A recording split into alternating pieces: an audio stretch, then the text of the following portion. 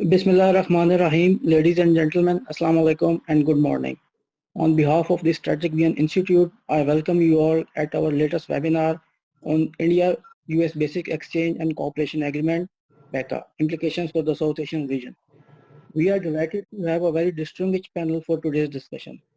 Now let me introduce you to our speakers. Our first speaker, Dr. Arthur Sultan, he is currently serving as Dean HOD of the Faculty of Aerospace Sciences and Security Studies at the Air University, Islamabad. Previously, he has worked as Director, Nuclear and Strategic Current Affairs at the Center for Aerospace and Security Studies, CAS. He works on nuclear arms control and non-proliferation, nuclear strategy and doctrines, cross-domain deterrence, deterrence stability, and nuclear confidence building measures in South Asia. He is author of the book Universalizing Nuclear Non-Proliferation Norms, a regional framework for the South Asian nuclear weapon states, published by Macmillan in 2019. He has written several book chapters, research papers, and has contributed op-eds in leading Pakistani newspaper on issues related to national security. Dr. Sultan has served in Pakistan Air Force for over 30 years and had worked at Pakistan's Strategic Plans Division for the last 14 years, where he was Director Arms Control and Disarmament, and later as Director Research and Analysis at the Policy Doctrine and Strategy branch of the SPD. He is a former visiting research fellow at the War Studies Department, King's College London, International Institute for Strategic Studies London, and the Stimson Center, Washington, DC. Dr. Sultan is also the co-founder of a web portal, Strategic Foresight for Asia, which is a London-based platform publishing policy-relevant analysis on security-related issues. He will be presenting his views on India-US Basic Exchange and Cooperation Agreement, a critical appraisal. Our second speaker, Ambassador Retired Amir Akram. He is currently advisor to the Strategic Plans Division, Government of Pakistan. He has served as Pakistan's ambassador to and permanent representative to the United Nations and other international organizations in Geneva from 2008 to 2015. He has held various diplomatic assignments in Pakistan missions abroad. These include Washington, Moscow, New Delhi, and Nepal. He has dealt with key issues including Afghanistan, nuclear non-proliferation, arms control and disarmament, UN reforms, human rights, and counterterrorism in his career. He holds a master's degree in international relations from the London School of Economics and Political Science. He has also served as honorary dean of the Geneva School of Diplomacy during 2010, where he was awarded an honorary doctorate. He will be speaking on BECA and other Indo-US agreements, implications for China. Our third speaker, Brigadier Retired Samson Simon Sharaf. He is a retired officer in the Pakistan Army and a political economist. He served in Pakistan Army for 33 years, most notably in nuclear policy planning. Despite being qualified in security and nuclear strategy, he prefers to call himself a political economist, the robe of a modern strategist. In 2007, he became a columnist in national and international media and has written nearly 1,000 opinions for newspapers of international repute. He is also a defense analyst specializing in South Asia, nuclear and international political economy. He is also currently the director of St. Mary's College, Rawalpindi. He is also the chief operating officer of Ecotech System International, Pakistan. He will be speaking on an assessment of BECA implications for the South Asian region.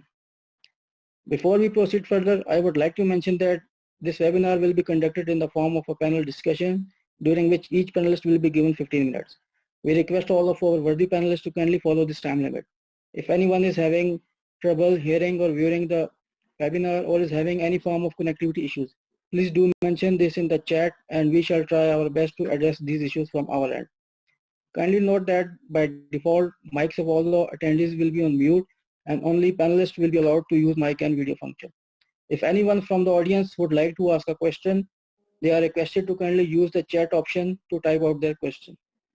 Please do include your name as well as your organizational affiliation along with your question. The questions will then be presented to our panel by the moderator during the questions and answer sessions accordingly. While we fully encourage you to participate, we request you to please be brief in your questions. We shall try our best to ensure that all questions get answered within our allotted time. We would also request the panelists to kindly respond to the question within 2 minutes. Please further note that all the opinions voiced at the SVI platform are independent opinions of the speaker and audiences, and not the official policy of the SVI. This is an open house activity which will be reported in media. If anyone would like to tag or post screen grabs of this event on their personal blogs, web pages, social media, please do not forget to mention that the webinar was organized by the SVI. Thank you very much. Now I invite Dr. Zafar Iqbal Cheema to give his welcome and introductory remarks. Over to you, sir. Thank you, Haris. It's my privilege to welcome the distinguished panelists and the honorable audience to this SVI's webinar on Basic Exchange Agreement, implications for South Asia. I think SVI has resumed this webinar series after a short interval. We have been doing that before in the earlier part, before the conflict has again resurged. This is part of our continuous series, which we will continue in the future as well. I think the India-United States partnership has come to a point where it has very significant implications, not only for People's Republic of China, for Pakistan, but for entire South Asia's internal and external regions. It has also speaks very differently about India-Pakistan relationship, which has gone into military and strategic cooperation like two defense partners. So we had agreed that BECA is not a very commonly known agreement. Not much information is available on this very particular subject, except brief internet information is available. So we at the SVI have specially prepared and asked Haris to kindly present a primer so that the audience are in a position to know some information about what is BECA and what are the various dimensions of the agreement between United States of America and India, which are available at the website. So I will request Haris to kindly present a short primer on BECA and its implications for South Asia. So over to Haris again. Haris, can you hear me?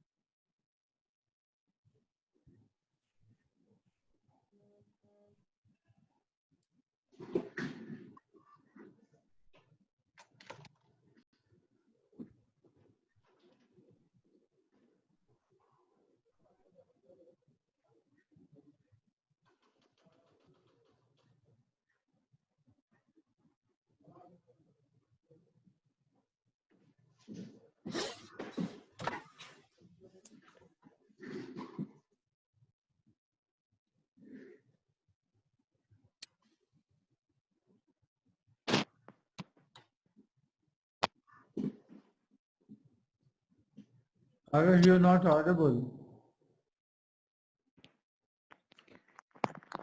Sir, now I think I'm audible. Okay, go ahead. Ladies and gentlemen, in next few minutes, I will be presenting a primer on India-US Basic Exchange and Cooperation Agreement and implications for the South Asian region. An overview. India and the United States have just signed the Basic Exchange and Cooperation Agreement, BECA, during the 2+2 India-US Ministerial Dialogue on October 27. Under the pact, the US will share with India classified satellite data, critical geospatial information, and topographical data for long-range navigation and missile targeting. BECA is the last of 4 foundational defense agreements between the two countries that would allow a much higher level of military cooperation in technology, interoperability of forces, and exchange of sensitive and classified information. There are 3 previous agreements, other foundational agreements. These include General Security of Military Information Agreement that was signed in 2002. It was aimed to ensure security standards for safeguarding critical information shared by the US with India.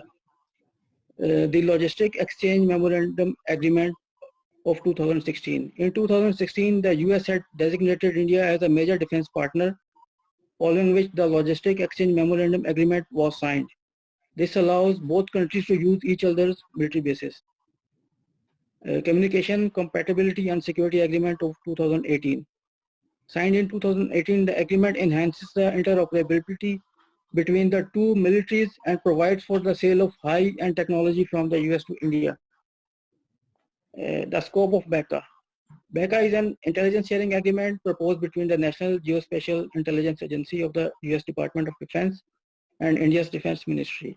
It would allow the sharing of information, including advanced satellite and topographical data such as maps, nautical and aeronautical charts, geodetic, geophysical, geomagnetic, and gravity data. Provision of high-quality GPS for military systems to navigate and missiles with real-time intelligence to precisely target the adversary. While most of the information shared will be classified, the pact also focuses on sharing classified information with safeguards to prevent it from being shared with any third party. Benefits of BECA for India. Sharing geospatial intelligence with the US through BECA would boost the Indian military's accuracy of automated hardware systems and weapons like cruise missiles, ballistic missiles, and drones. This would significantly enhance the Indian military situation awareness for planning conventional or nuclear strikes against its adversaries. BECA will allow India to use advanced navigational aids and avionics on US supplied defense equipment.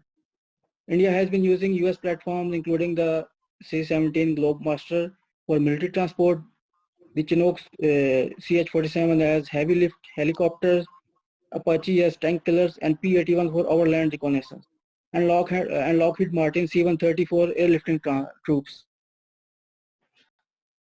BECA and Indo-US enhanced military cooperation. Along with the conclusion of BECA, both the countries have also agreed to review their bilateral military engagements with the provision of holding joint military exercises, training, and expert exchange. BECA is expected to elevate the India-US strategic defense partnership to an unprecedented mega level. It is one of the agreements that the US usually signs with its closest partners, as it allows the interoperability of armed forces and exchange of classified sensitive information. The US has one of the largest defense satellite networks, which include spy satellites, GPS satellites, and other specific intelligence satellites like communication intelligence and electronic intelligence satellites. These satellites continuously provide the US with an immense amount of geospatial data, which can give minute-by-minute updates on military movement anywhere in the world. With BECA, this data would be available for India. Long in the making, the agreement would give India access to extremely accurate geospatial data that has several military applications. The US, despite knowing the implications of these new developments at the regional level, is significantly enhancing its strategic and military ties with India. Against the backdrop of widely believed new Cold War between the US and China, the US has created a new Indian war base in the region. Thank you. That's all from my side. Thank you, Haris. Thank you very much. I think I won't preempt the presentation by the honorable speakers. We will straightforward come to that, and then we will have a discussion after those presentations are made by the distinguished panel. So I would now request Arthur Sultan to kindly give his, he is speaking on India-US basic exchange and cooperation agreements, critical appraisal. So over to you, Dr. Adil Sultan. Sir, thank you very much. Assalamu alaikum. Good morning to all the co-panelists and the attendees of this webinar. Thank you for organizing this webinar, because this issue is very less discussed at the policy level. We haven't heard much except the Foreign Office statement. And thank you, Haris, for providing this background. If I had known, I would have further shortened my remarks, because I did include some of these details. There would be some repetition, but this backgrounder will help me shorten. So I'll not take more than 10 minutes to explain. You can repeat the information. It makes no difference. It would be beneficial for the audience and generally speaking. Okay, so some of those which are essential, definitely I'm going to repeat. So what I will do is provide the genesis of from where it started and where it reached to BECA between India and United States, its implications for the region, and some of the options for Pakistan. So we know that this agreement is a result of prolonged negotiations that spanned for over a decade, during which the BJP government and the previous governments, they were negotiating with the United States. Now, both governments agreed to sign this basic exchange and cooperation agreement during the recently concluded 2+2 dialogue, which involved the Secretary of Defense and Secretary of State from their side and the counterparts, the Indian counterparts. As Haris mentioned, that BECA is the last of the 4 foundational agreements that will enable India to access information gathered from the US satellites and advanced navigational aids on the US supplied platforms to India.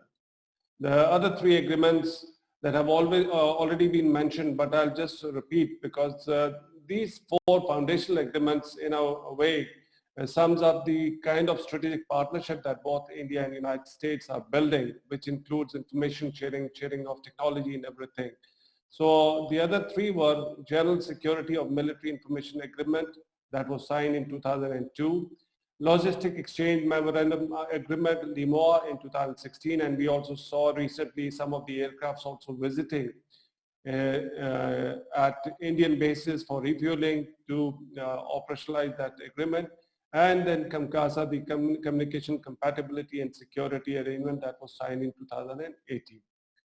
So together these agreements, all 4, will significantly enhance India's military situational awareness and preparedness and for planning precision strikes, mainly against Pakistan, because they project that it is intended against China, but I always argue that this capability would be mainly used against Pakistan and not necessarily against India.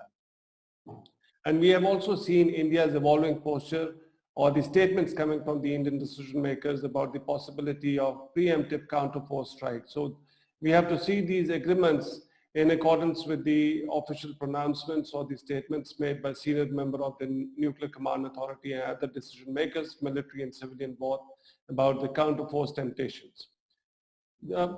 Just a brief background, it all started from next steps in strategic partnership in 2004, and now India has reached to this stage where it has signed these agreements.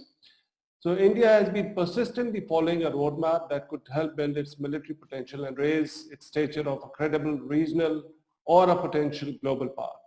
The next steps in strategic partnership that were agreed between the 2 countries in 2004 provided the basis for expanding bilateral activities and commerce in space, civil nuclear energy, and dual-use sensitive technology.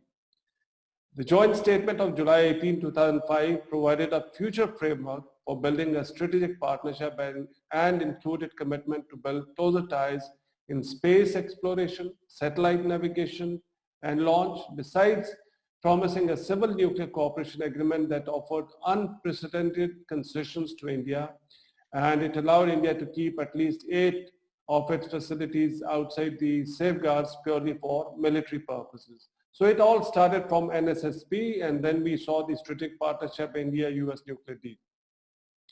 Just a brief mention about the 2 nuclear cooperation agreement. To operationalize that agreement, the US had to amend its own domestic laws, which otherwise prohibit civil nuclear cooperation agreement with a non-NPT state that India is. The US also coerced the 48-member nuclear suppliers group to grant India specific exemptions from the group's export control guidelines so that India could engage in civil nuclear trade with the rest of the members of the NSG.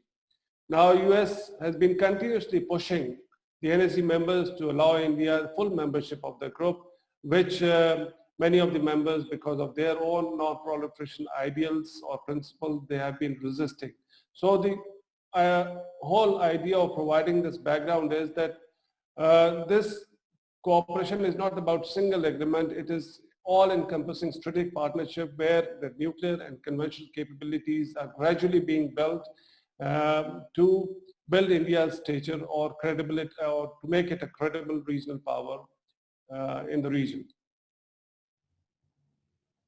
Now, one important point that we also saw that the United States also pushed the other export control regime members, the Missile Technology Control Regime, the Australia Group, and the WASDA arrangement, to bring India as a formal member. They have not been able, successfully been able to include India in the energy, but the other three export control regime, which also deals with chemical, biological, and dual-use sensitive technologies. Now, India is formally member of those regimes also.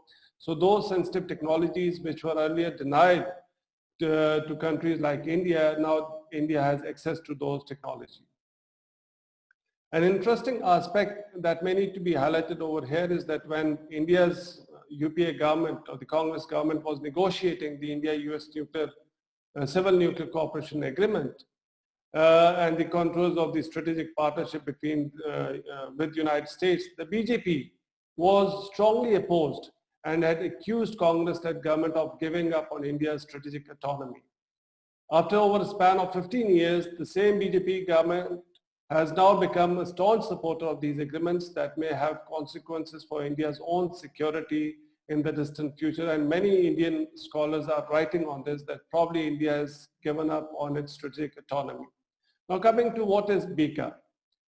The BECA, as Haris also mentioned, I'll just go over some of the details which are essential.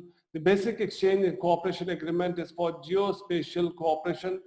It's mainly a communication agreement between United States DoD and India's Ministry of Defense. This agreement will allow India and the US to share military information, including advanced satellite and topographic data such as maps and other technical data. And this data will not be made accessible to any third party. That's important part of this agreement. This clause probably was inserted to pacify India's concerns about the possibility of US sharing information about Indian military with Pakistan. So these concerns were highlighted in their, by the academics and the scholars. So this agreement does incorporate that precondition that whatever data the United States will get, it will not share with any third party.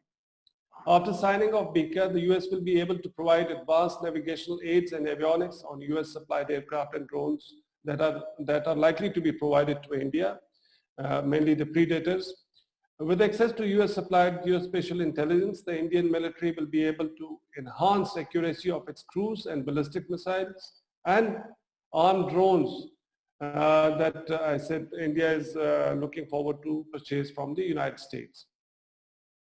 Both India and United States have also agreed to review the bilateral military-to-military engagements, which would include holding of joint military exercises, training, and expert exchanges.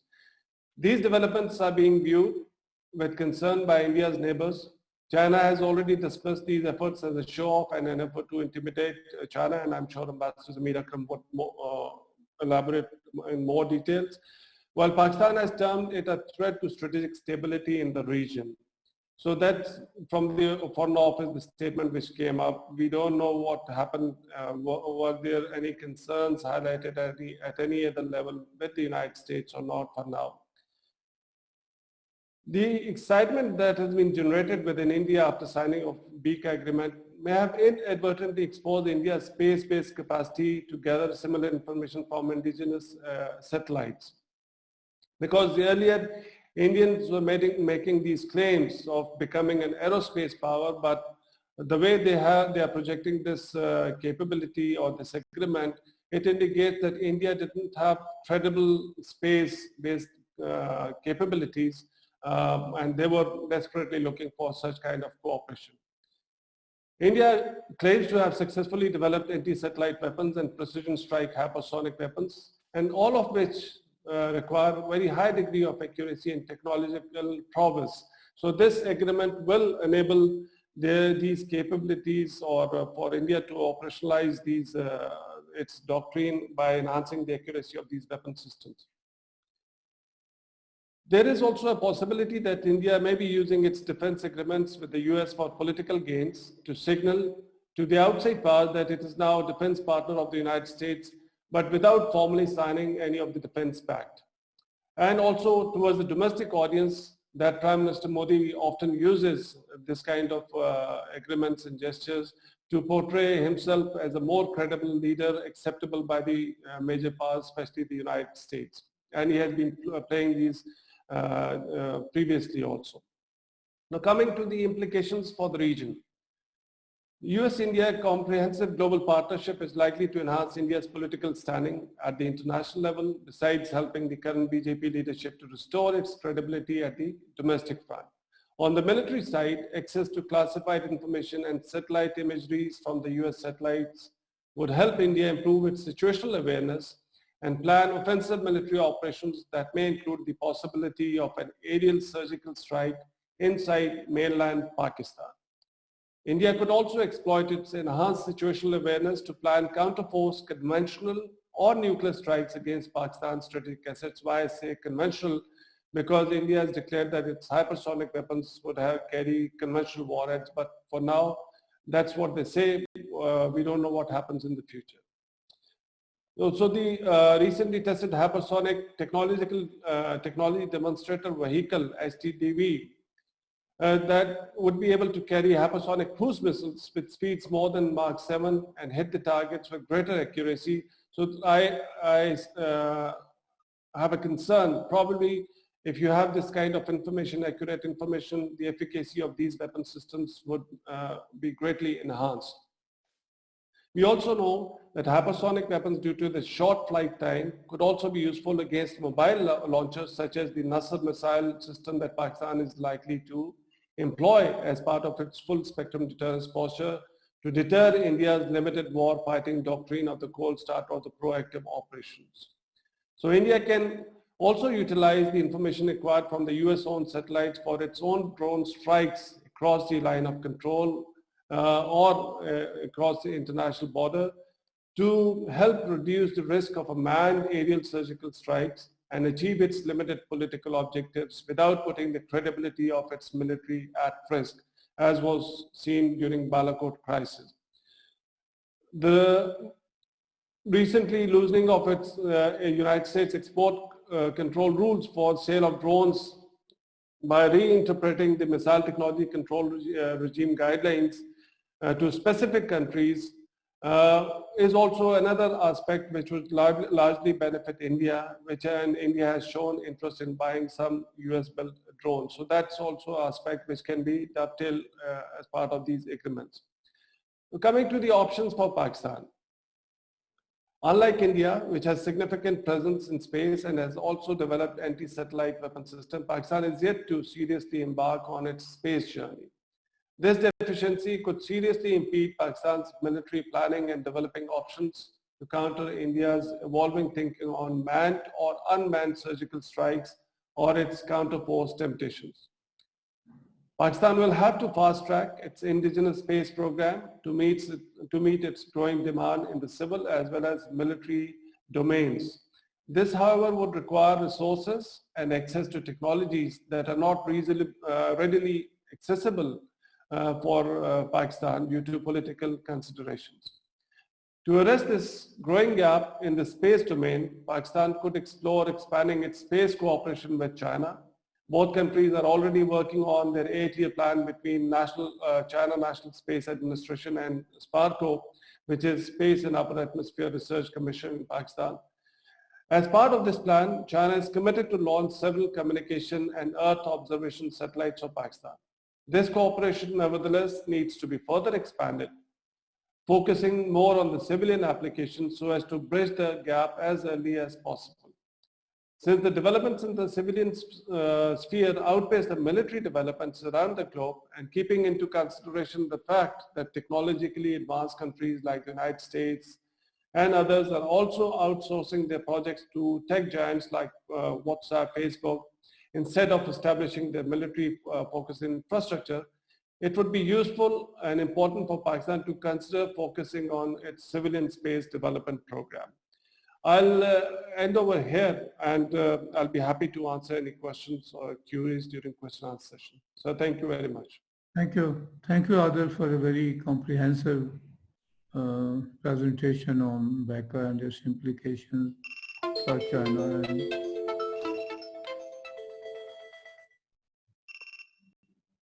and Pakistan.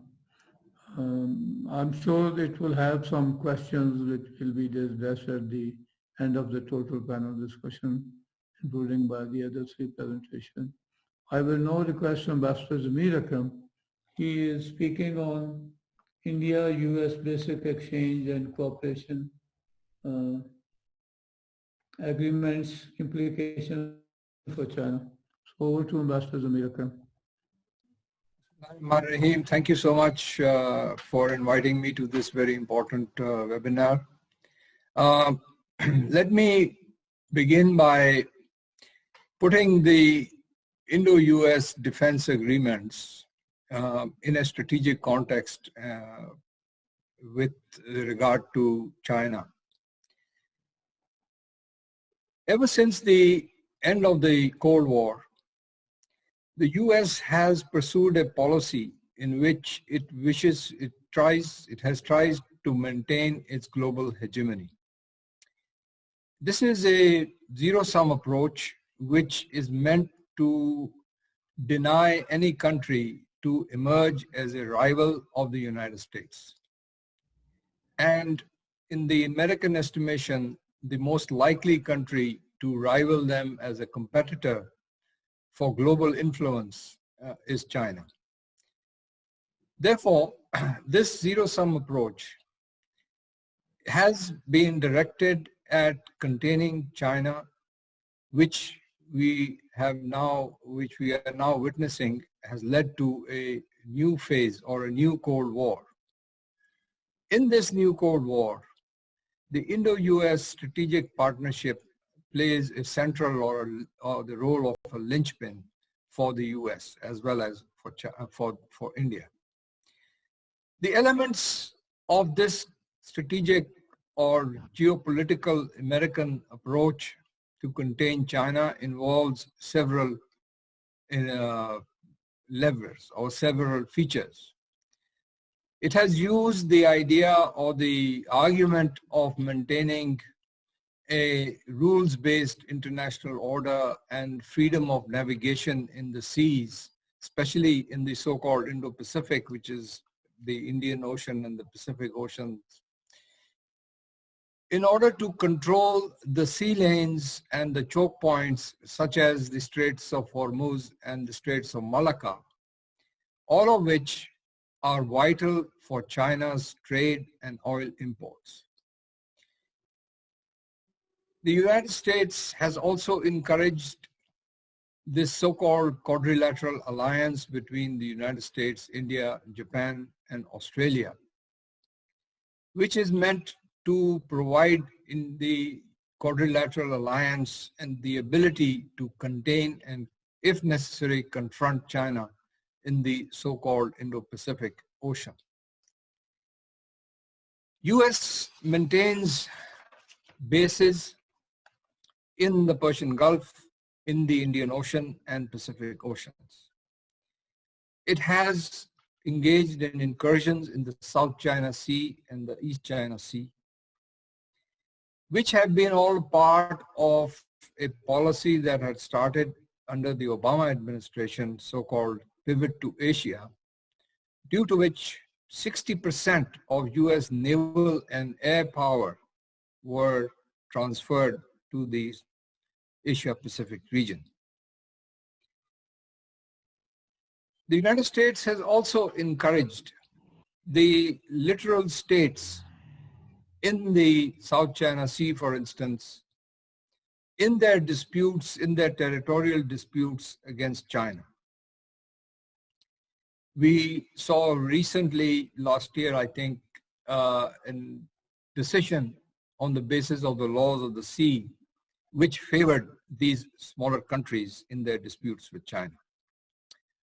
Apart from that, the United States, particularly under the Trump administration, has imposed trade sanctions on the Chinese, which have led to a greater degree of animosity and confrontation between the two major powers. In addition to this, the United States has been promoting dissensions within China, such as in Xinjiang, in Tibet, in Hong Kong recently, and of course in Taiwan, which China considers a part of its own territory. Now, it is in this geostrategic context that these agreements between the United States and India need to be viewed. Because previous speakers have already explained these in detail, I will not go into each and every one except for mentioning the fact that there is another agreement that was signed last year, and that is the STA Tier 1 status that was accorded to India by the US, which provides it access to advanced defense and communications information and technology. This status is reserved for America's NATO partners and strategic allies. So India is one of the first countries outside this realm to be given this kind of status. The other important aspect of this strategic partnership is the Quadrilateral Alliance that I have also mentioned. This involves not only military exercises, naval exercises, but also promoting interoperability between the partners of this Quadrilateral Alliance. Now, let me now turn to the main focus of my presentation, which is the implications for China. Obviously, these agreements put together will broaden the scope of military cooperation between the United States and India, especially in the areas of high-tech military capabilities that the Indians have. This is part of the effort by the United States to build up India as a counterweight to China. By increasing India's strategic capabilities, such as the accuracy of its long-range, medium-range, and short-range missiles, which are air, land, and sea-based, as well as its capabilities in space and its evolving ballistic missile defense system. The US objective is to enhance India's capability to counter China and to ensure that India's ability to overcome the advantage that China has maintained up till now over India in strategic and conventional weapons would become possible. Moreover, the US will now be able to use Indian military and naval bases, especially Andaman and Nicobar Islands, close to the Straits of Malacca, whereas the Indians can also now use American, Australian, and Japanese bases in the so-called Indo-Pacific region. Indian naval and air power against China in South Asia and the Asia-Pacific region will also become more proactive, and we have seen the presence of Indian naval vessels in the South China Sea as well. Overall, such cooperation between the US and India has already encouraged Indian belligerence against China. And we have seen this in recent times during the Ladakh standoff, a situation which has lasted now for over 3 months, and a situation which in the past India would have tried desperately to avoid confronting China on the ground. However, now let me say a few words about the Chinese response. Way back when the US had embarked on its policy of containing China and had demonstrated its ambitions for global hegemony way back in 1998. The Chinese and the other major power, Russia, had realized that the growing US power and use of its capabilities against the interests of China and the Russians would need to be countered. And therefore, the Chinese and the Russians have entered into a strategic partnership of their own, which is a increasingly important relationship, including in the Asia-Pacific region. On its own, China has pushed back, and part of this pushback has been the enunciation and pursuit of the Belt and Road Initiative, the BRI, under President Xi. And China has increased its military presence, such as in the South China Sea, by constructing islands, which are outposts for its military outreach into this region. In addition to this, China has also taken action against the emerging Indo-US partnership through its own development of relations with regional powers and regional countries, including especially Pakistan, which is of particular importance to us. In that context, I agree fully with Adil by saying that Pakistan needs to take this opportunity to further enhance its own defense capabilities in cooperation with China. China by itself still outmaneuvers and outguns or in terms of its technological capabilities and its military capabilities, the Indian capabilities as of now.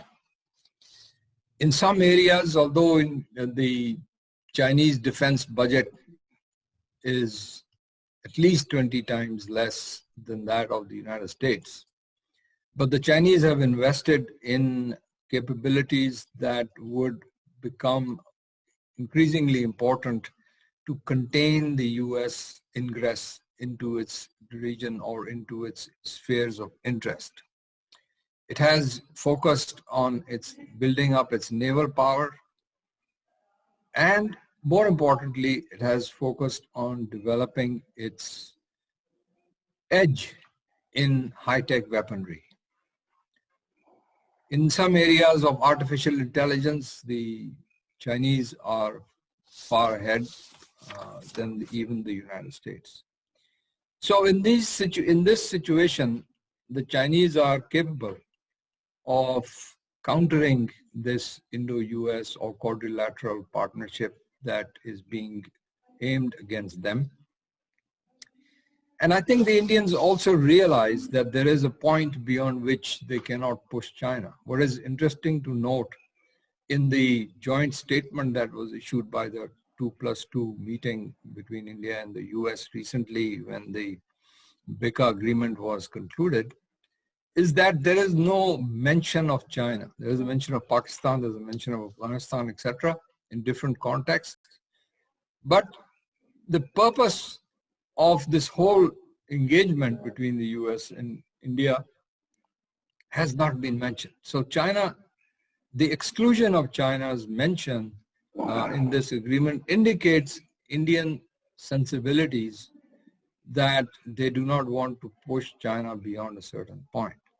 Now, that being said, the US Secretary of Defense and the US Secretary of State did not miss the opportunity of highlighting the support that they wish to extend to India in its current standoff against China in Ladakh, as well as highlighting their accusations and allegations against China for human rights violations, etc., etc.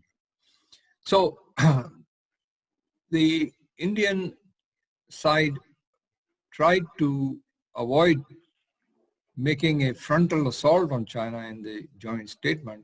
However, they will use this opportunity of this Cold War between the United States and China to their full advantage, which they have already demonstrated that they can do.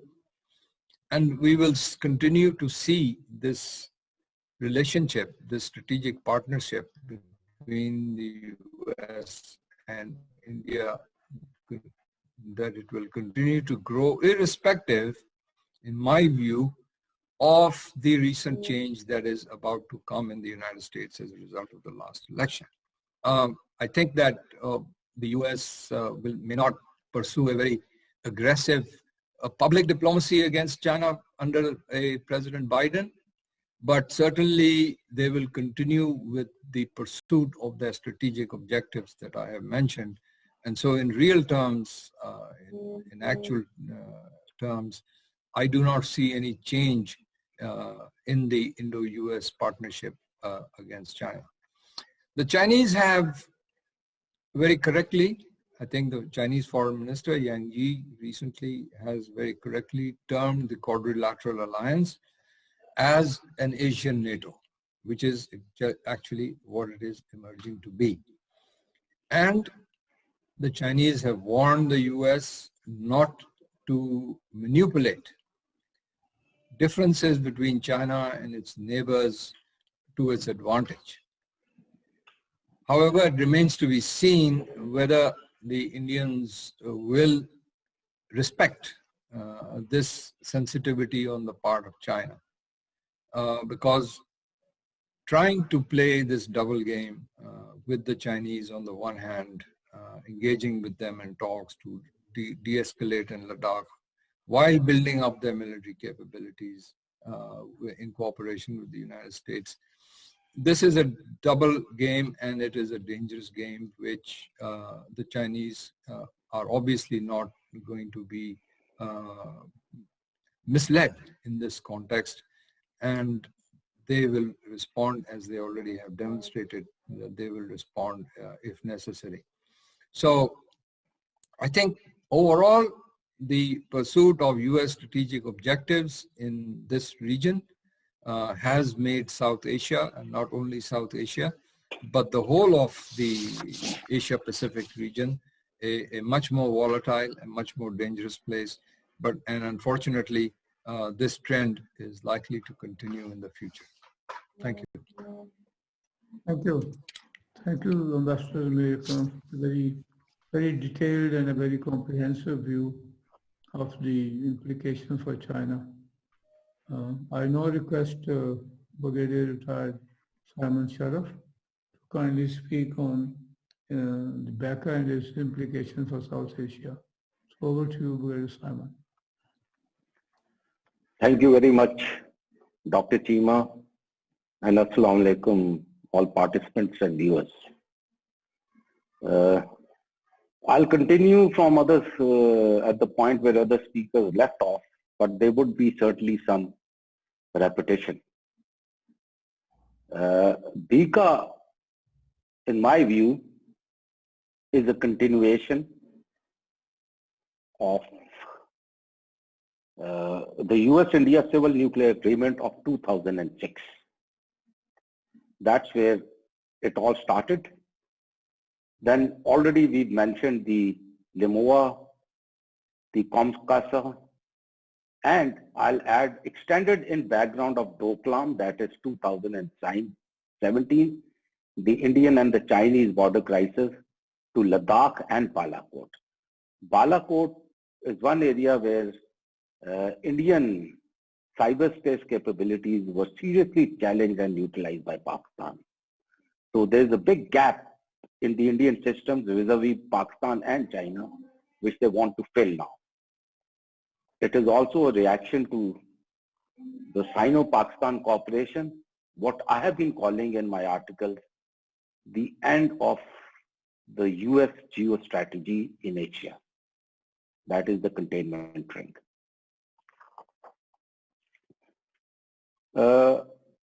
Moving to the next.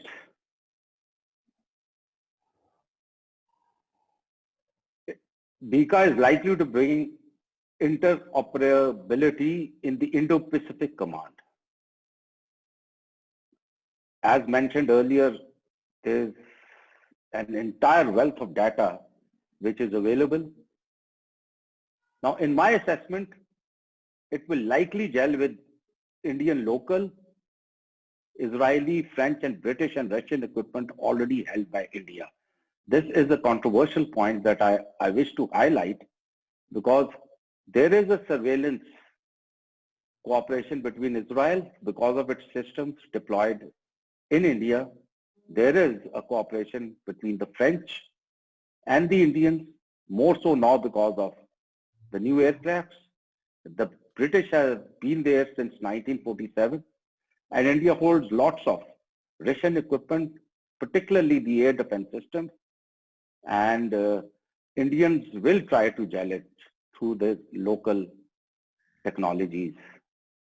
Obviously, it's likely to give a cyberspace superiority to India against Pakistan, if not against China.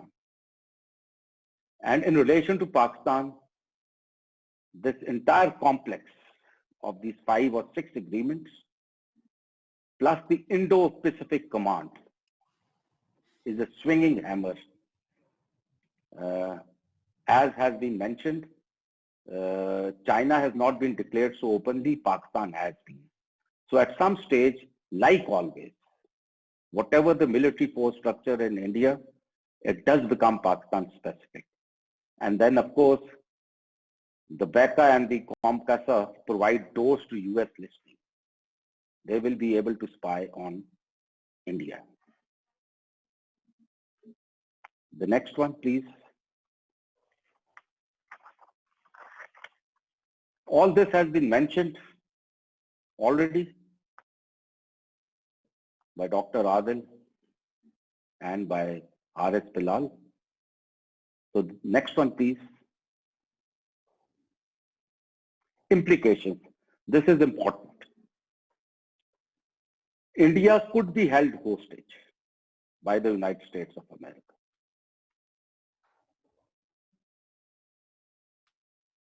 It implies the nuclear deployment, command control, activation and management systems, everything. Because India is conceding too much to the United States of America, and there is a lot of criticism within India amongst the intelligentsia and strategists. What the heck is this government doing to our systems? United States of America could also exercise operative control over India by manipulating the flow of data, intelligence, information, imagery, maps, and charts. Though confidentiality clauses have been built in, but in real politics, nothing stops America or India from exploiting and leaking the information they already have. The US, as a corresponding effort, will use allies like Israel, France, and Arabs as a leverage against India to keep India within the reins. We have seen that happening to Pakistan in the past through the Middle East.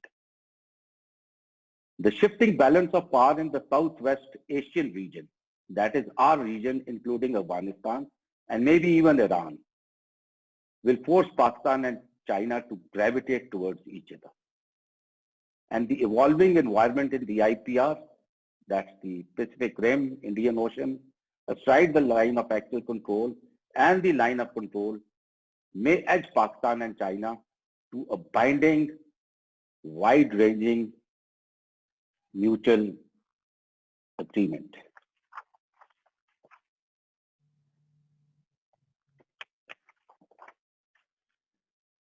Next, please.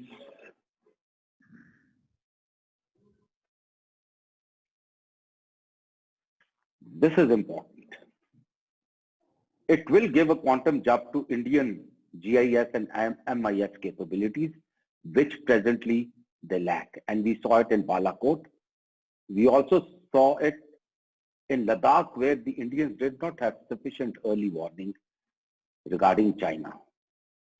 It enhances the target acquisition and destruction capability.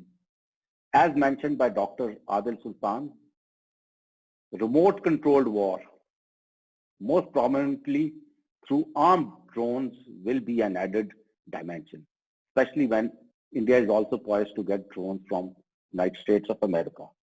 And we add to that the hypersonics. And I have a feeling all this will be Pakistan specific. The type of surgical strikes that Dr. Adil talked about. It could challenge and curtail Pakistan's capabilities, including nuclear. As you understand, nuclear deterrence also comprises the defensive measures, the ability to counter the other threat. And that is the area where India will try to gain a superiority. Having said that, the Indian strategy, the operational strategy now will be according to what India carried out so many exercises in the Sundarji doctrine, and it also gives a new lease of life to their core shot doctrine. And if you have followed some of the briefs circulating and some of the early warnings circulating regarding the restructuring of the Indian Defence Forces into 5 commands, then we know that this reorganization that India is contemplating, it is still not finalized, it's still on the drawing boards, is in sync with this present thinking. Consequently, Pakistan has to acquire systems from China, maybe even Russia in the short term, but ultimately, because cyberspace is such a double-edged, triple-edged weapon, Pakistan will have to develop its indigenous capabilities, which are fail-safe, firewalled, encrypted. It will also pose challenges to Pakistan's interoperability within and between 3 services and nuclear command. Because we have American equipment, we have Chinese equipment, we have our own JF Thunder, which is a hybrid, and there's so much other equipment that we have. We have the air surveillance systems, which are basically Swedish. So we will have to overcome this.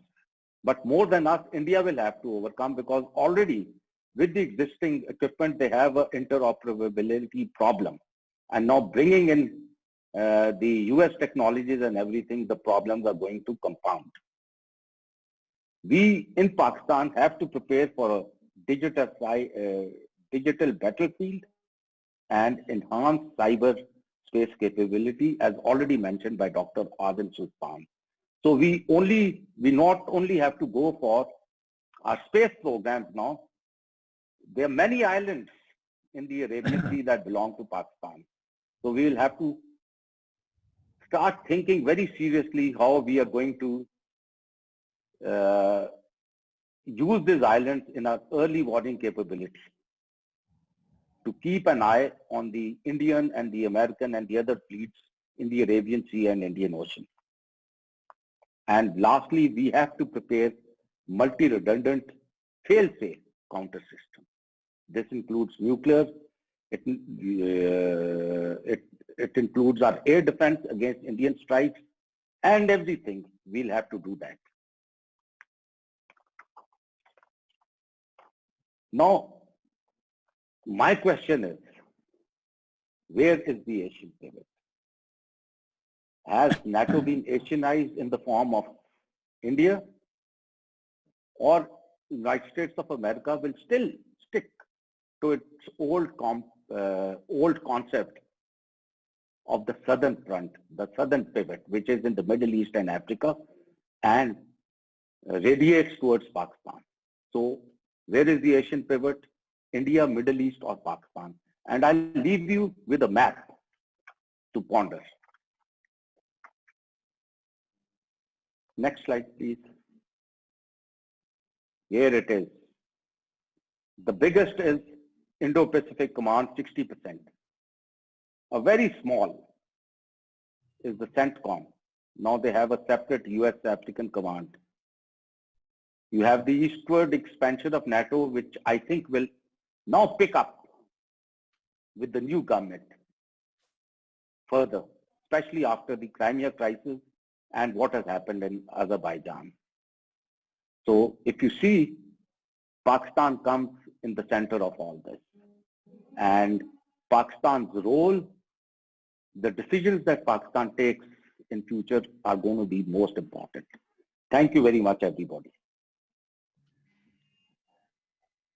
Thank you. Thank you, Simon, for a very nice and very eloquent, very significant presentation that you have made. I'm sure we go into the question and answer session and there will be many important questions on this very subject. I wonder, Haris, if I can ask a question at the beginning of the session, or would you like me to wait, that I can wait till the end of the discussion? Haris, are you going to conduct the question and answer session? Sir, you may ask your question, please. Yeah, my question is that if India is silent about implications of BECA for China, and the main thrust of the agreement is going to be against Pakistan or Afghanistan. I think Afghanistan at the moment is a non-entity from that perspective. That means the major impact of the BECA agreement would be on Pakistan, as has been very well highlighted by Dr. Arthur Sultan, Brigadier Simon Sharaf, and Ambassador Amir Akram. So what our responses should be from that point of view?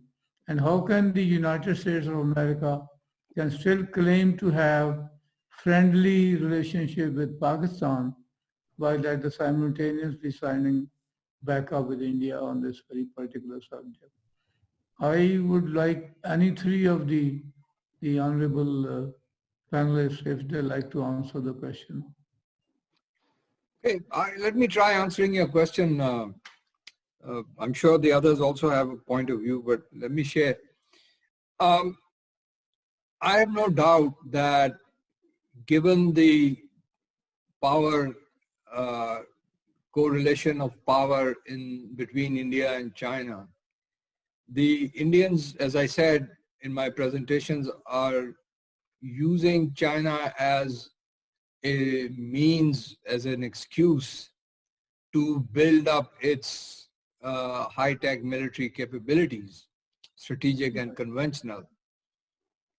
But Pakistan has to assume that it is not about Indian intentions, it is about Indian capabilities. So as Adil said, we have to work on the assumption that the Indians will use these capabilities against Pakistan. I have no doubt in my mind. And they have already indicated their intentions by talking about a preemptive counterforce strike, etc., etc.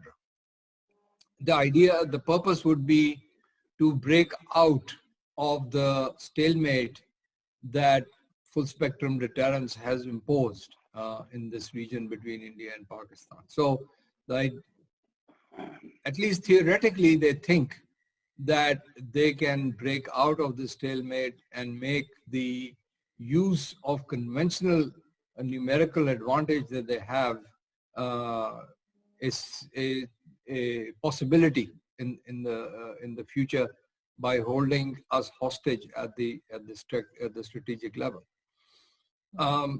So what are we to do? I think we cannot assume that the US will prevent the Indians from using this technology against us. It's just simply not a safe presumption. The US approach towards India and Pakistan basically has been for a long time, although we don't want to realize this or accept it, that Pakistan is a secondary power and it should accept India's regional hegemony, as have other smaller South Asian countries done already.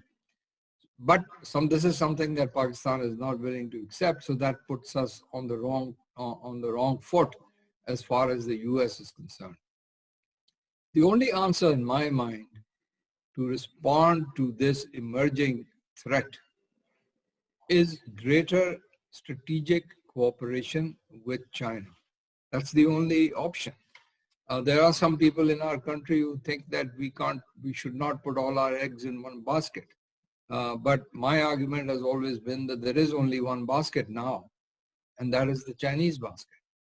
So we have to become more closer. We do already have a good, deep strategic relationship, but I think this needs to be elevated into areas of the high-tech military technology and capabilities. Everything including cyber, artificial intelligence, outer space, all of these areas where we have a weakness vis-a-vis India. So that's where we need to now focus in this new generation of warfare. Oh, thank you. Would you, any of you, like to say something? I'll like to respond after Dr. Adil has said. Okay. He's given his views. You can Yeah, okay, so you are in a way inviting me because I never raised my hand, but definitely I wanted to say briefly a point or two, because of what Ambassador Akram said. I agree. On one point, I just want to elaborate how Pakistan or US will respond to these concerns of Pakistan if, on our side, if we raise these concerns to the US.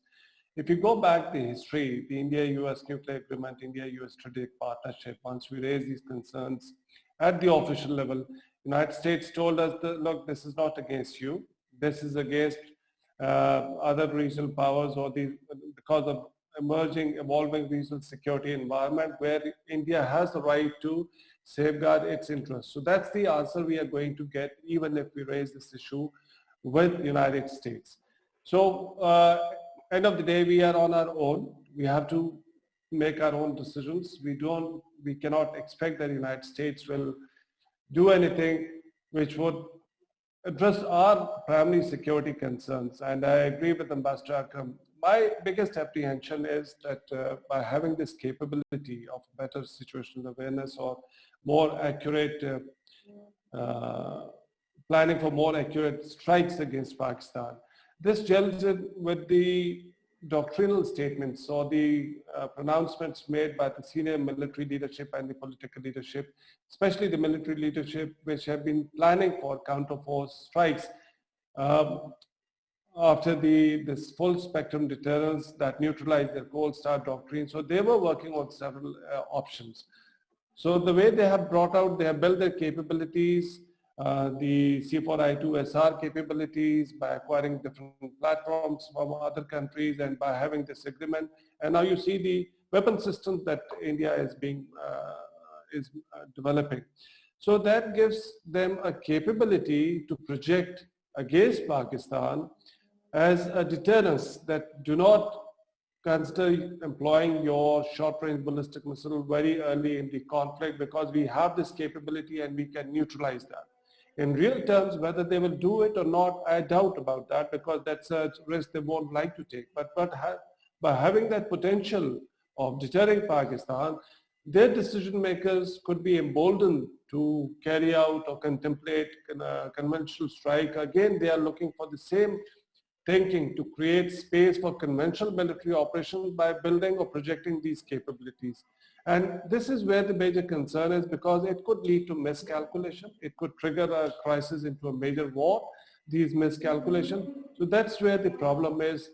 Not necessarily India will strike or launch a counter-force strike or not, but having this potential, it can lead to that thinking within the Indian decision makers. Okay, let's go for preemptive counter-force strikes against Pakistan. That's the dangerous thing that these capabilities bring in. I'd like to highlight two other aspects. The first is the Indian conventional military force structure has always been, and till today is, Pakistan specific. That is why Indian armed forces have not been able to challenge the Chinese incursions in Ladakh.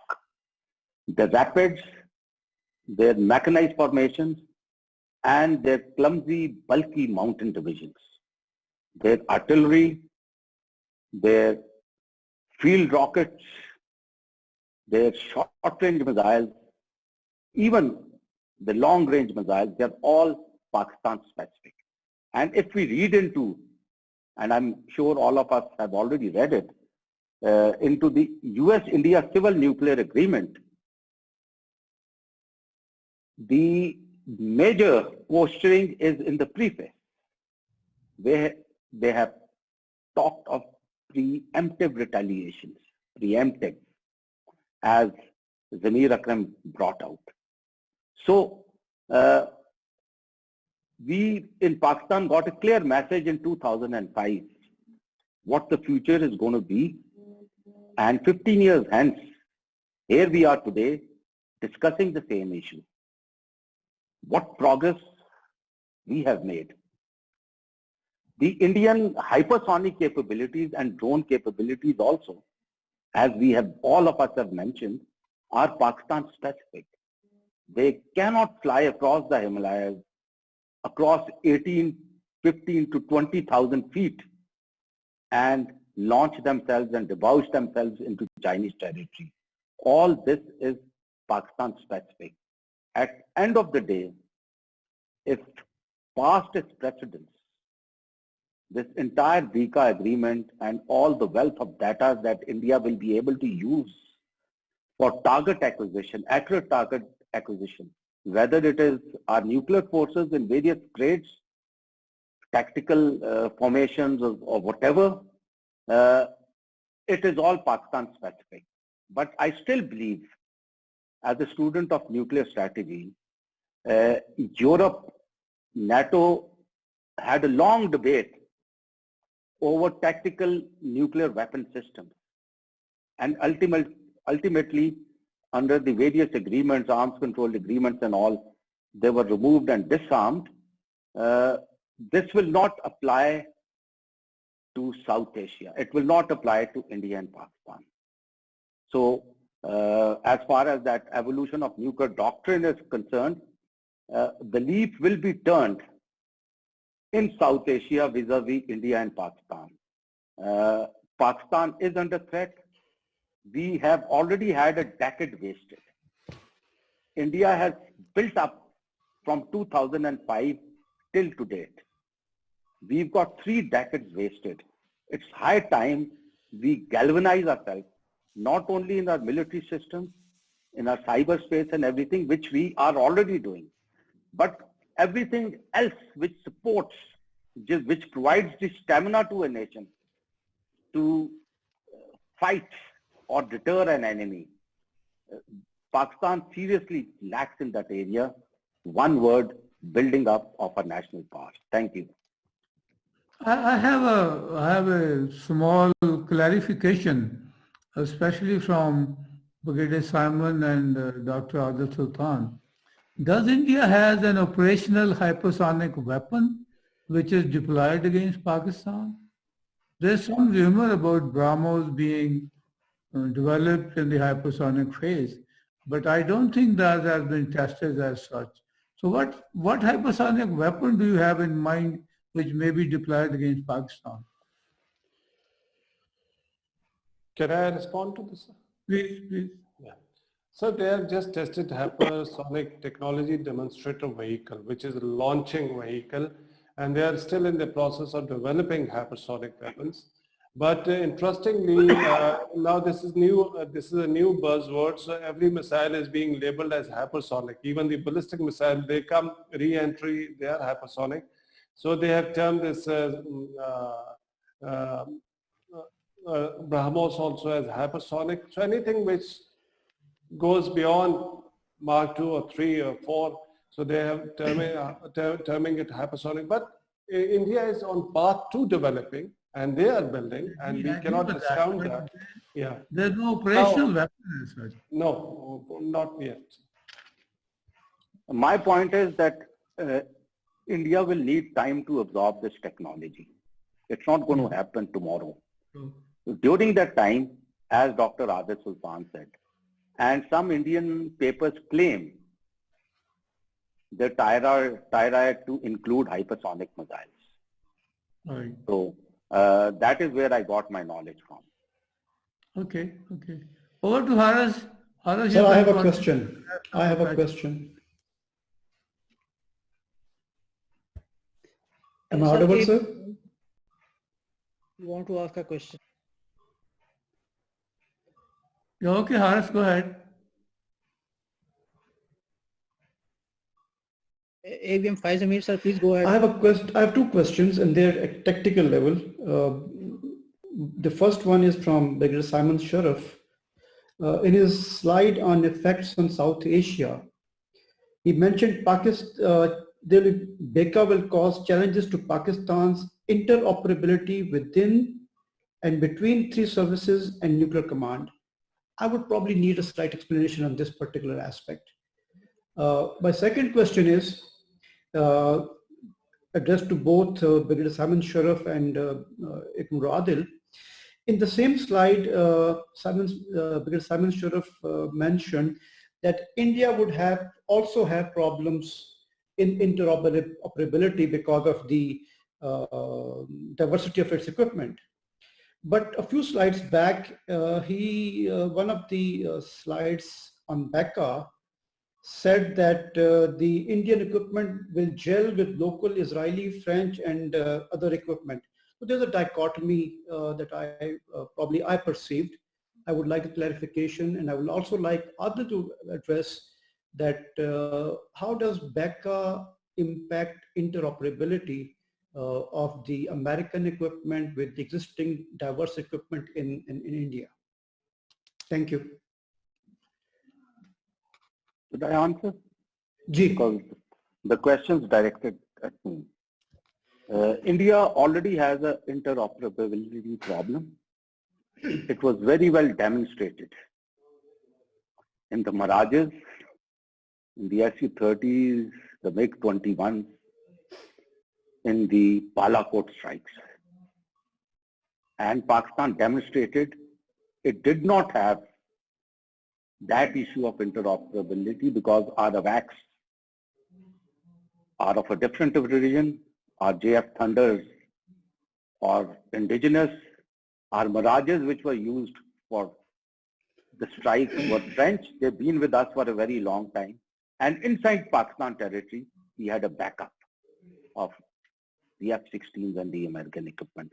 So Pakistan has surmounted many interoperability problems.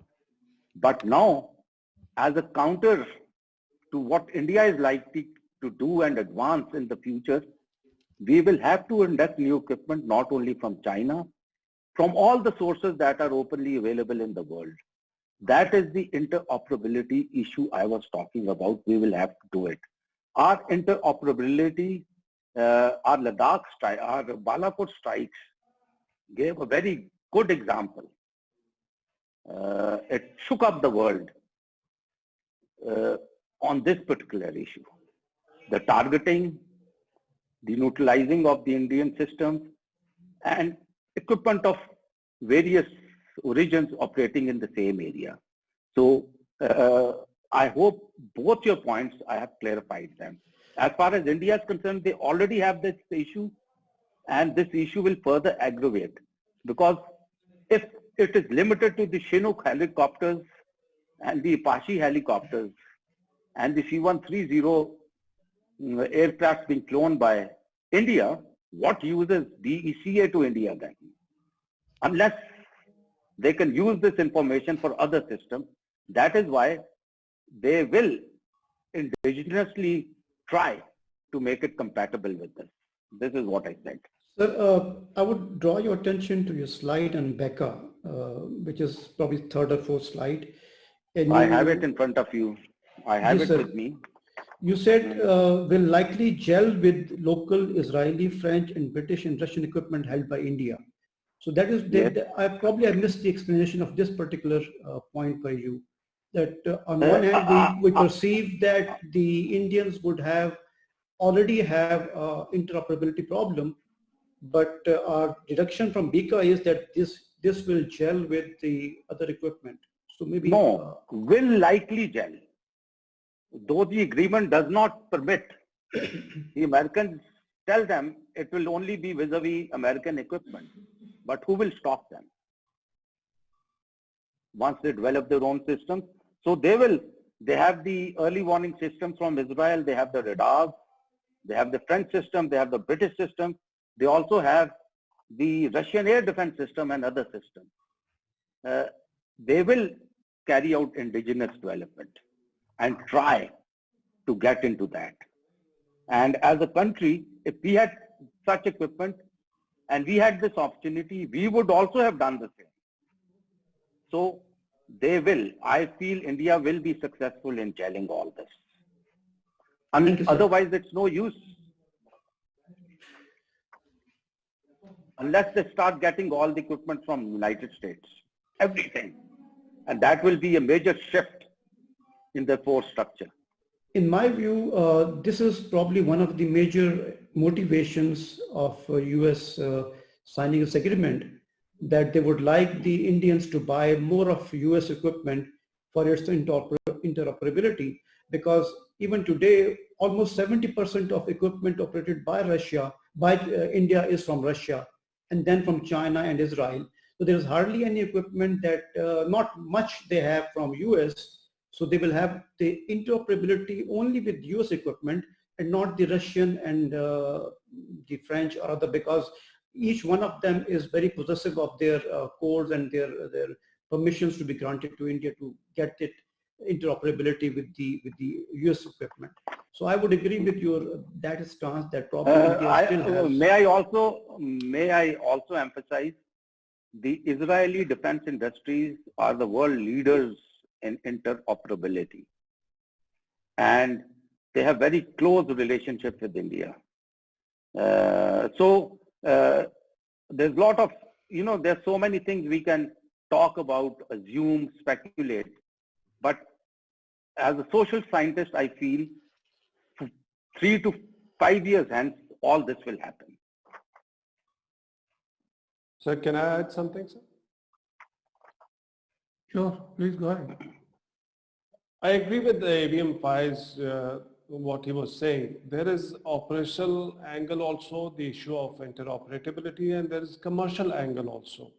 But because the sale of drones and other high-tech equipment to India was conditioned if India agrees to sign these agreements, because US has some sensitivities that whatever the navigational equipment or advanced equipment, the airborne platforms that United States would provide, unless India agrees to sign these agreements, they won't be able to sell those equipment to.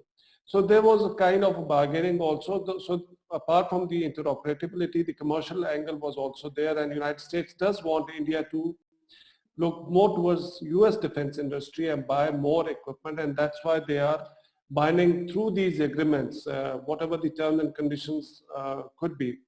But on the operational side, I also agree with Marshal Pais that if you see Turkey and United States model of F-35, the controversy of once Turkey agreed to buy S-400 from Russia, the kind they use that for politically to exclude Russia from the F-35 project, and onto the Indian side, they do not have those kind of concerns because India is also buying S-400 and United States is also.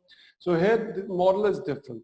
All the major suppliers, they're rushing towards India because they have money and they're saying, but there is a fundamental problem in India's defense, overall defense structure, and that's not new. That's historically, they have faced this kind of problem within services also, and the purchases that they do from different sources that create problem in their interoperability. And this is also going to affect that because Russians may have some concerns in the long term not to share certain data from S-400 or the missile system or the air defense system with the American system. How India is going to keep the two systems dehyphenated separate, that would be a challenge because the Russian, they do not want these their defense hardware or the secrets being shared by another rival major power. So that's going to be a problem or create more problem in interoperability. They may have to define the sectors or whatever they do, India, but it would emerge as a major challenge in the long term for India also.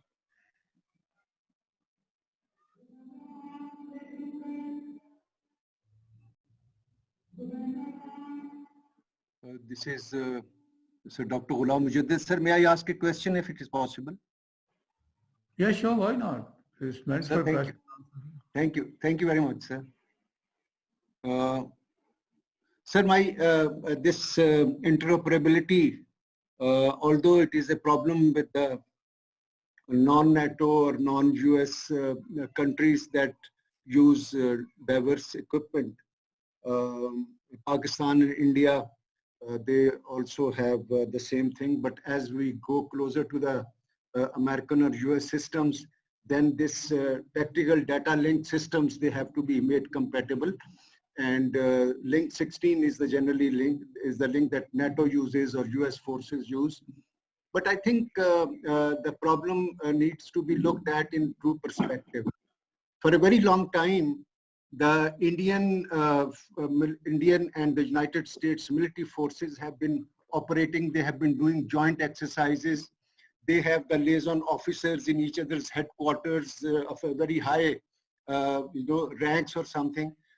Whose job is only to have this tactical data links and interoperability between the two militaries go on, and they are very successful. There are periodic, sporadic exercises between these countries, and they are exactly for the same purpose to do that. So they are quite advanced in it, and they have these things. And as the equipment is added, their compatibility is inherently, integrated into the data link system, whichever has been chosen, most probably link 16 as the case goes.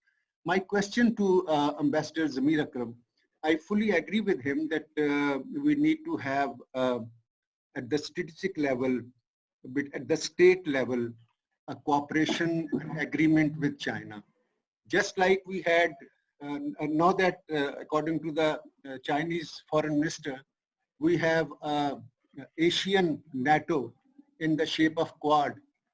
Why should Pakistan and China not think of Asian Warsaw Pact or things, these formal arrangements? Because without these arrangements, I think we will not be able to probably, respond in this new international structure that is under a great flux.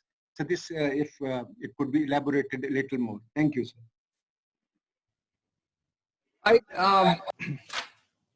I don't really see the possibility of some kind of equivalent Asian Warsaw Pact, and nor do I think that is desirable.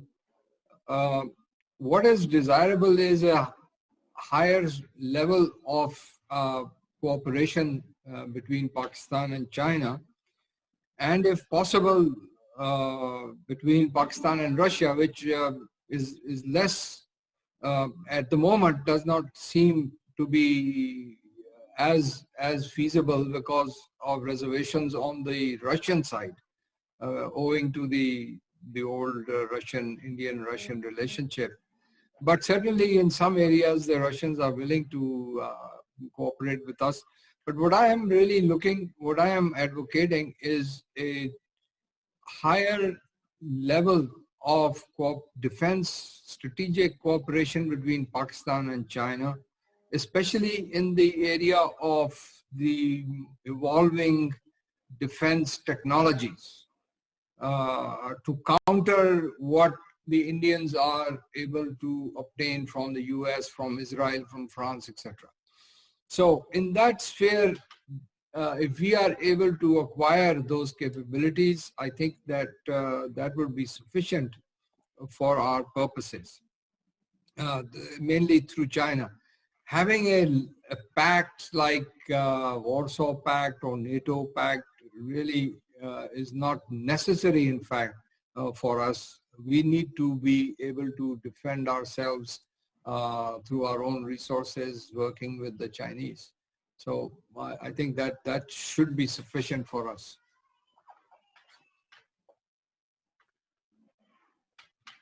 Next question, please.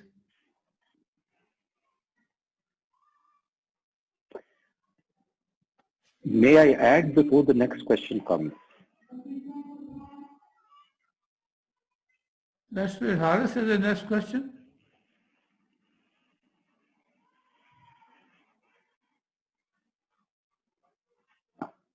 I wanted to add to what Zamir Akram has said.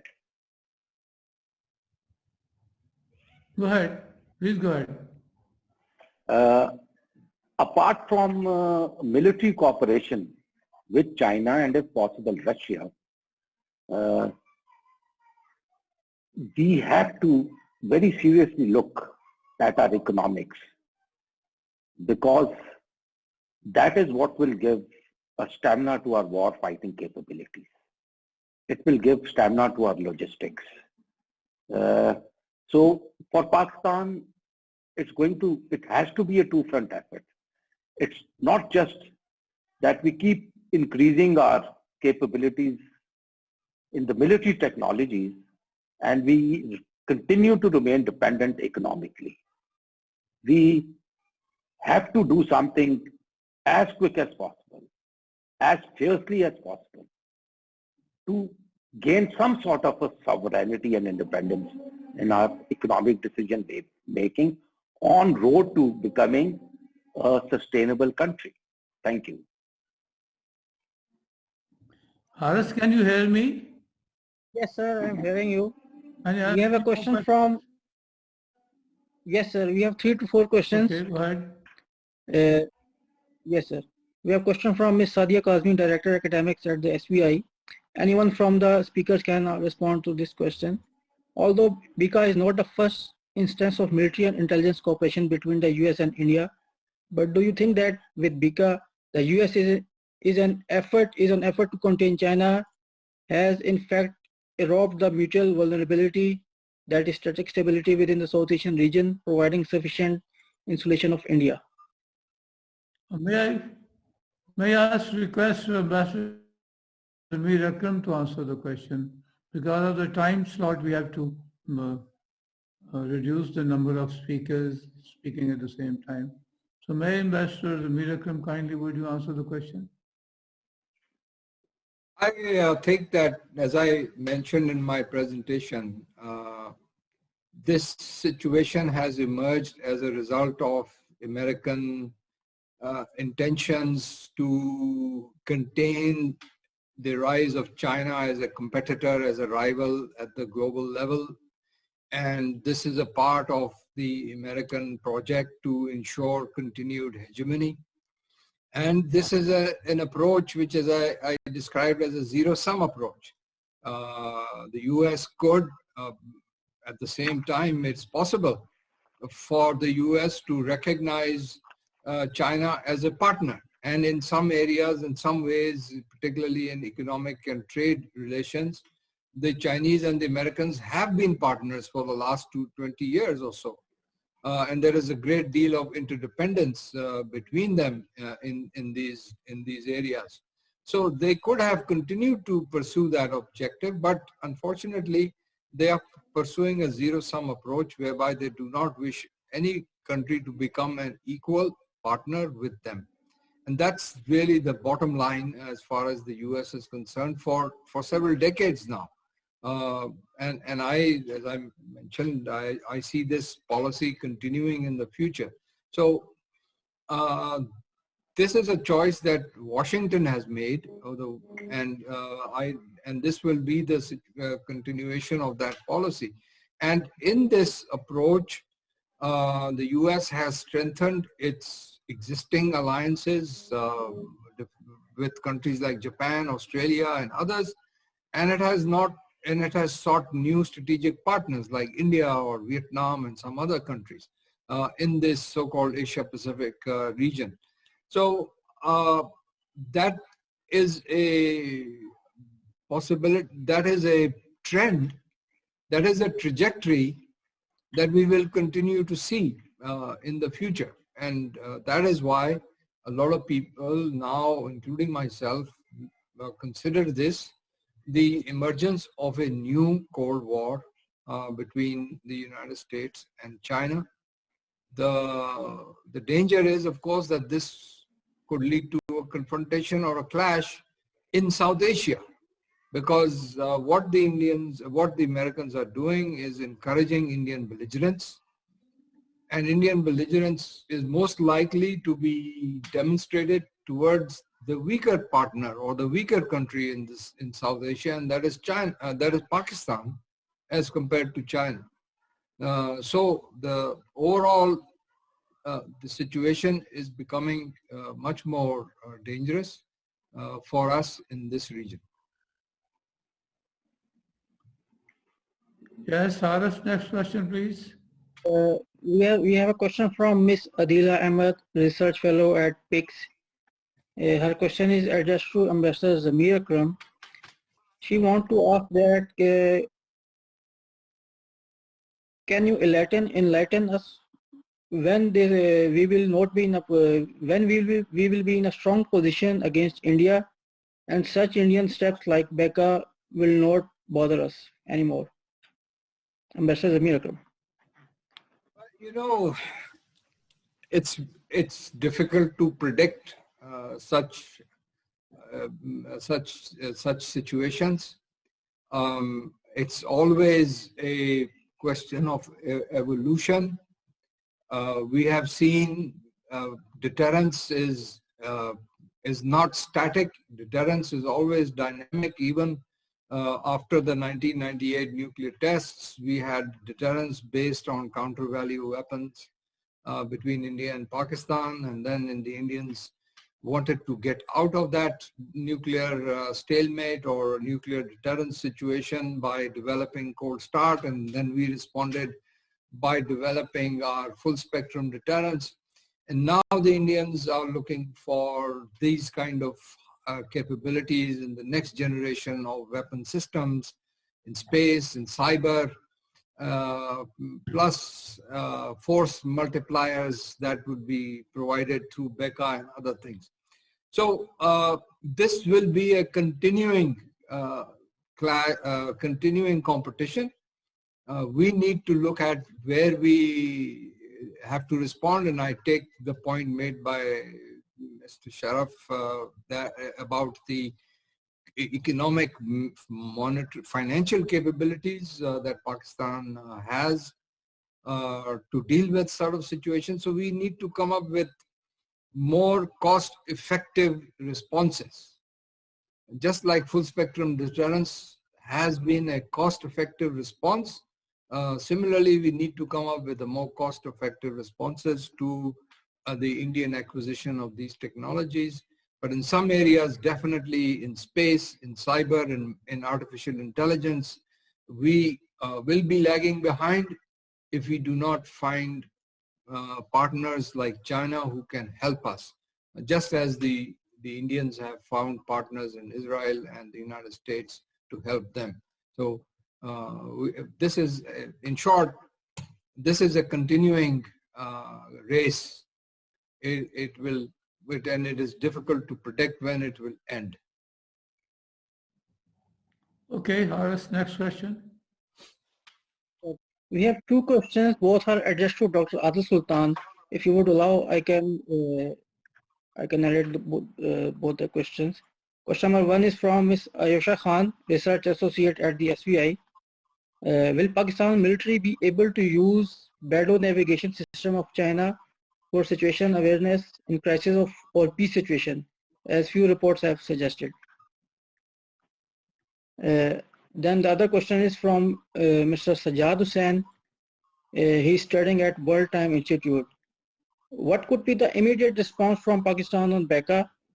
Does GB's new provincial status is part of our response? Dr. Adil Sultan.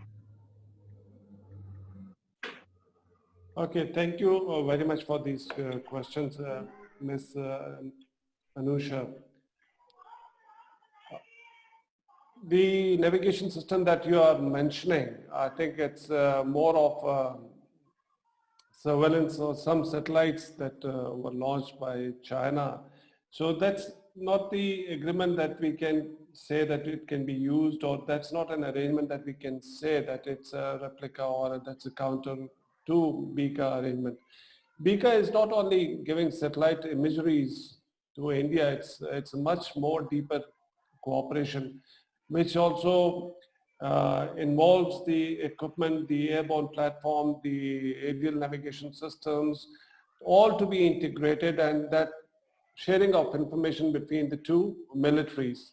Like I said, it's between DOD and India's Ministry of Defense.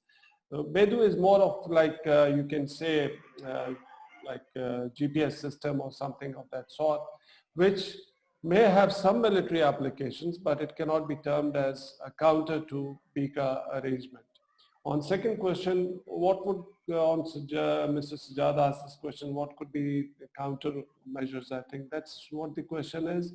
He has written also. Immediate response on BECA.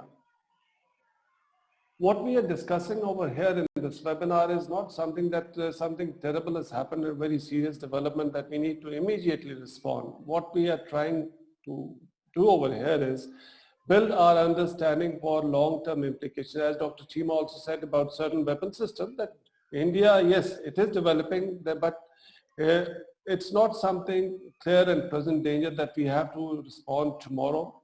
We have to think about our responses. In terms of responses, I think the way I see BECA and other arrangements, what India is doing or trying to achieve against Pakistan is to create space for its conventional military operation.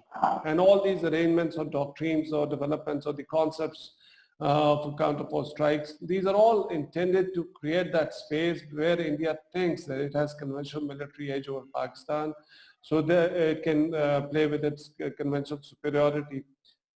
From the Pakistani perspective, I think I cannot go into specifics. I don't deal with operations and plans or work no longer at the SPD. What we have to do is give a very clear message that there is no space for any such kind of military adventurism or counter-force strikes against Pakistan's nuclear assets or other military installations. How we do it? We have been doing it in the past also by doctrinal evolutionary process, by introducing new technologies, new systems. That's up to the operational people in the operations, how they will bridge this gap or this perception of a gap amongst India's decision makers. It has to be a combination of the force posturing or the doctrinal development and introducing new technologies to counter these. But as Ambassador Amir Akram said, it's an ongoing process. Unfortunately, we are in a strategic location where our adversaries, they are not happy with our capabilities and they continue to question and threaten us, and we have to take responsibility. I'll just briefly mention this question raised by one of the youngsters that are we strong enough? I'll just briefly say we are strong enough. By discussing, we are not showing that we are weak against India. We are strong enough. We have been standing up against India despite all the disadvantages or our weaknesses. But militarily, we have, in the past also, we have stood up against India and we have that potential to stand up against India. So one should not think in that way that probably we are weak and we are desperately looking for solutions. But we have other weaknesses which have been briefly mentioned, but on the military side, rest assured, we have the potential to deter India, and we have demonstrated also in 2019 also, and that's why India is working desperately to introduce new technologies, new concepts, to find space to fight a limited war with Pakistan, but it has not been able to successfully achieve that for now. Thank you. Thank you. Thank you. Aris, any more? Sir, we have one last question. Okay. The question is from Mr. Amir Ali. He has not identified his affiliation, neither do he has identified the speaker to whom the question is addressed. So can we assume that India is playing the same role what Pakistan played during the Cold War and War of Terror, or launching pad against against China for the US?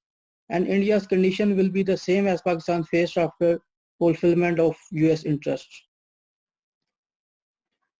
Anyone from the panel can respond to this question.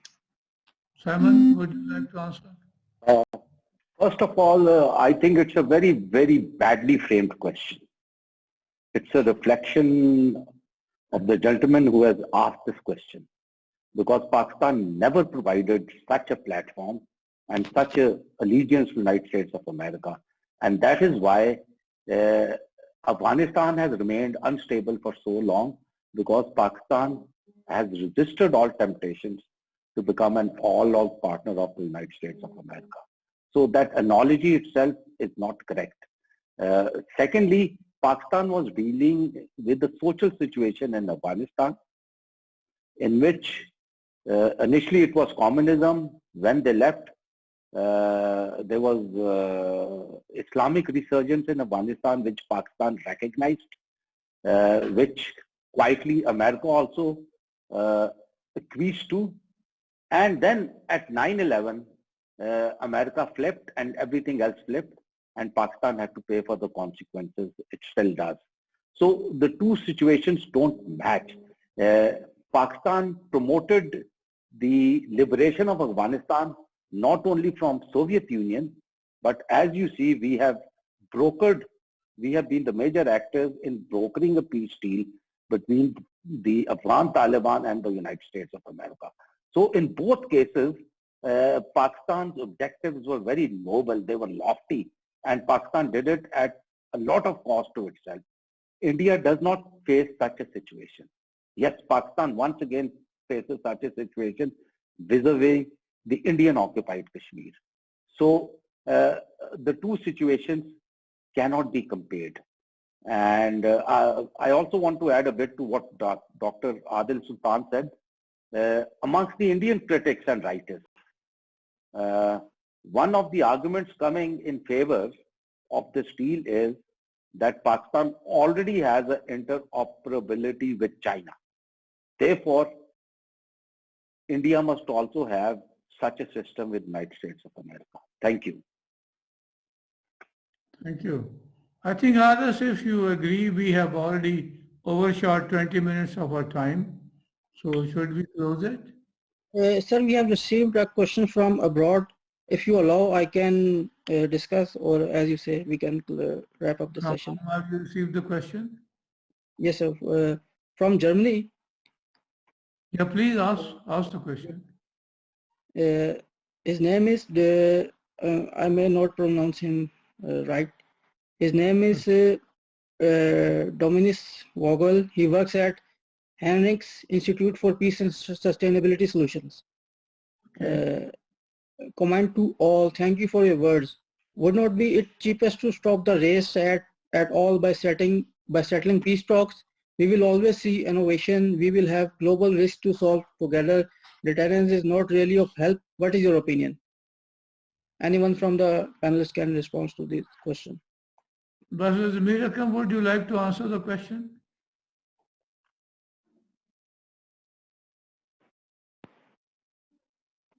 And the solution is to solve problems solve disputes between countries, and certainly in the context of India and Pakistan, Pakistan has consistently advocated such a solution to our disputes through dialogue and continues to do so.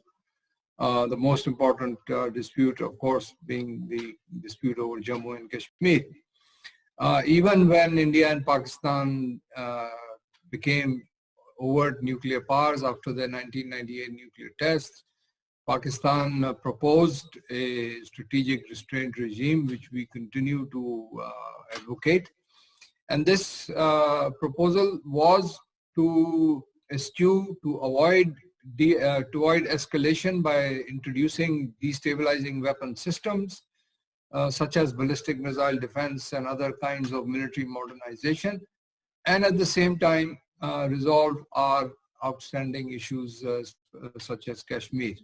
Unfortunately, the Indians did not agree to this approach. The problem is that certain countries such as India are pursuing their ambitions for regional, if not global, domination and great power status. There is nothing you can do about countries which want to pursue these kind of ambitions, and if those ambitions are at the cost of any other country, such as in this case, the cost of Pakistan's interests, then Pakistan has no choice but to take measures that will secure its interests, and that's what we are doing. As far as the US and China are concerned and this new Cold War that has emerged, Again, as I said in my presentation, it is the US that is following a zero-sum approach. It could very well change its approach and engage with China as a partner at the global level. And this is possible because there are also shared interests between the United States and China, as I said, in their economic and trade relations and other climate change is another example. COVID-19 has now become a challenge to everyone, so this is an area where they can cooperate. But unfortunately, the US has made a different kind of choice, which is something that cannot be helped by the Chinese or by others. So this is the reality. Now, since I have this, I just want to make one clarification to the previous question. I think that the person who asked the question has the wrong impression, and I want to clarify. Pakistan's relationship with the United States during the Cold War was not aimed against China. In fact, it was Pakistan that tried to help the US and the Chinese establish relations between themselves. So this is a clarification which I think that needed to be made. Thank you. Thank you. Thank you. I suppose we should now close. Yes, sir. Okay, I offer my profound thanks to the three panelists for making very distinguished contributions. I also thank the participants who have found time to join us on the Zoom and the webinar. My special thanks to SVI team, especially Haris, and the other people who have made arrangements for the webinars. I think overall this has been a very educative and a very lively webinar on a very less known subject. So my profound thanks to all of you who made any kind of contribution, but more specifically all the three panelists. So thank you very much. Very kind of you. Thank you. No,